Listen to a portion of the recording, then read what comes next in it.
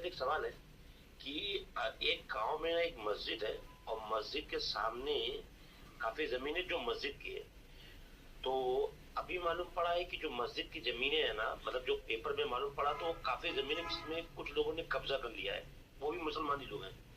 मतलब जितनी कागज में दिख रही है उतनी जमीनें बची नहीं हुई है, तो जो मस्जिद है उसके सामने थोड़ी सी जमीनें बची हुई है, तो लोग उसको शादी ब्याह के लिए इस्तेमाल करते हैं। और वो ये कि भैया ये इतनी जगह छुटी हुई है तो लोग शादी ब्याह मैयत के लिए इस्तेमाल करते हैं, तो वो भी मुसलमान ही है। तो हजरत क्या ऐसी जमीन जो मस्जिद की हो, क्या वो मुसलमान आवाम? जी वालेकुम सलाम रहमतुल्लाहि व बरकातुहू। आपका सवाल है कि जो मस्जिद के नाम पे एक जगह वक़्फ़ कर दी जाए तो उसमें कुछ जगह बाकी बची हुई है, तो क्या उसको लोग अपने ज़ाती इस्तेमाल में ला सकते हैं?